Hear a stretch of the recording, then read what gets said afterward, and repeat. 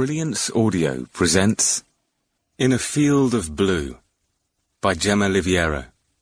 Performed by Will M. Watt, Sarah Norton, Steve West, and Elliot Hill.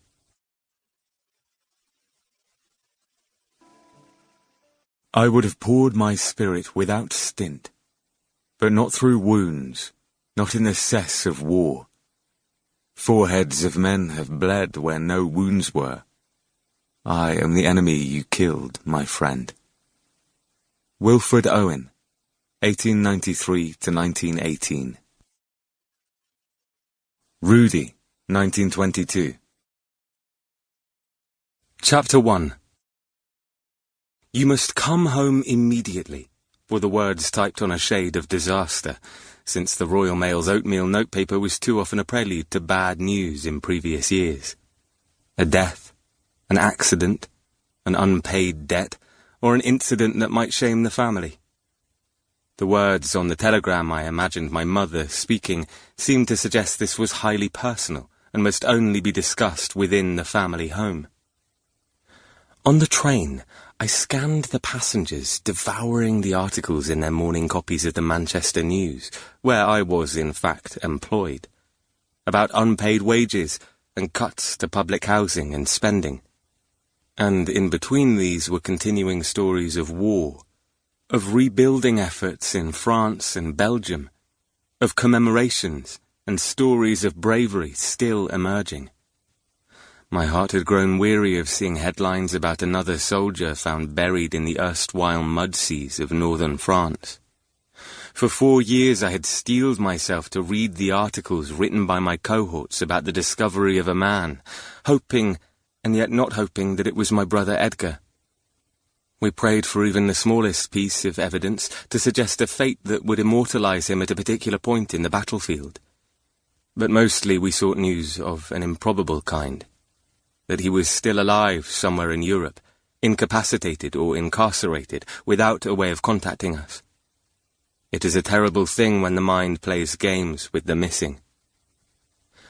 Bert, our property overseer, met me at the station in the open leather-seated Talbot purchased with borrowings by my father shortly before he died, and the debt carried grudgingly long after that. Bert was one of 2 staff left in our household, which, during my early childhood years, had serviced 3 children, 2 parents, an aunt, a tutor, a grandmother and her personal maid, and 6 house and maintenance staff.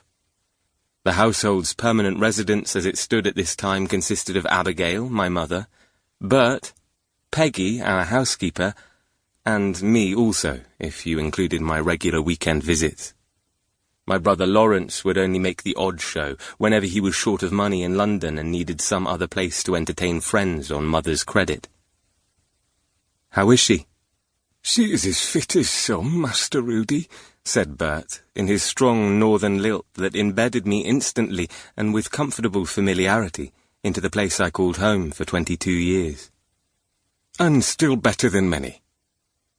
Bert had always been an optimist. "Then what is it? The message sounded urgent."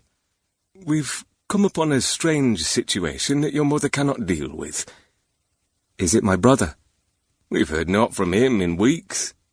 That was good news, at least. "I'll try as best I can, though there's scant detail," he said, as I climbed into the passenger seat. He did try, but I was left with more questions than answers.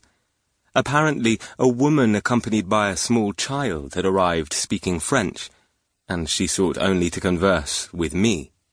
Though my mother spoke some French and attempted conversation, the woman was reluctant as yet to tell of her purpose.